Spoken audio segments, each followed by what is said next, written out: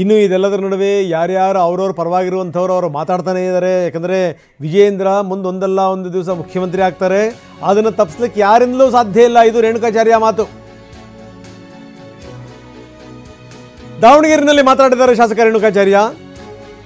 ಮುಂದೊಂದಲ್ಲ ಒಂದು ದಿನ ಇವರು ಮುಖ್ಯಮಂತ್ರಿ ಆಗುವಂಥದ್ದು ಪಕ್ಕ. ಅದನ್ನು ತಪ್ಪಿಸೋಕೆ ಯಾವ ದುಷ್ಟಗ್ರಹಗಳಿಂದಲೂ ಸಾಧ್ಯ ಇಲ್ಲ. ನಾವು ಹೇಳ್ತಾ ಇದ್ದೀವಿ, ವಿಜಯೇಂದ್ರ ಮುಂದೆ ಸಿಎಂ ಆಗ್ತಾರೆ.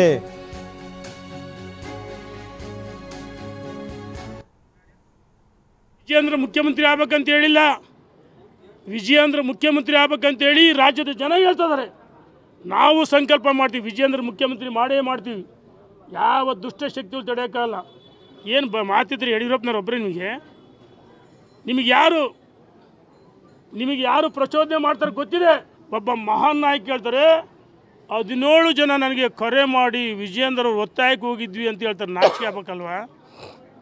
ಹಿಂದೆ ನೀವು JDS ಹೋದಾಗ ಯಡಿಯೂರಪ್ಪನ ಕಾಲಿಡಿದ ನೀವೇ ತಾನೇ BJP ಬಂದರು?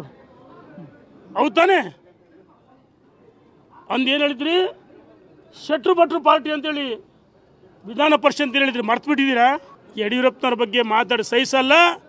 ನಾವು ಹೇಳ್ತೀವಿ, ಸೂರ್ಯಚಂದ್ರ ಎಷ್ಟು ಸತ್ಯನೋ ವಿಜಯೇಂದ್ರ ರಾಜ್ಯದ ಅಧ್ಯಕ್ಷ ಮುಂದುವರಿತಾರೆ. ನಾನು ಸವಾಲು ಹಾಕ್ತೀನಿ, ನಿಮಗೆ ತಾಕತ್ತಿದ್ರೆ ವಿಜಯೇಂದ್ರ ಇಳಿಸ್ರಿ ನೋಡೋಣ.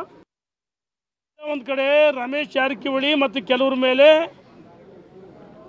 ಏನು ಬಂದೂಕಿಟ್ಟು ಹೊಡೆಯೋಕ್ಕೆ ಪ್ರಯತ್ನ ಮಾಡ್ತಿದ್ದಾರೆ, ಗುಂಡು ಹೊಡೆಯೋಕ್ಕೆ ಪ್ರಯತ್ನ. ಆದರೆ ನಾವು ಹೇಳ್ತಿದ್ದೀವಿ, ರಮೇಶ್ ಜಾರಕಿಹೊಳಿ ಅವರೇ, ನೀವು ರಾಜಕಾರಣಕ್ಕೆ ಬರೋಕ್ಕಿಂತ ಕಣ್ಣು ಬಿಡೋಕ್ಕಿಂತ ಮುಂಚೆ ಯಡಿಯೂರಪ್ಪನವರು ಈ ರಾಜ್ಯದಲ್ಲಿ ಕಾಲಿಗೆ ಚಕ್ರ ಕಟ್ಕೊಂಡು ತಿರುಗಿದ್ರು.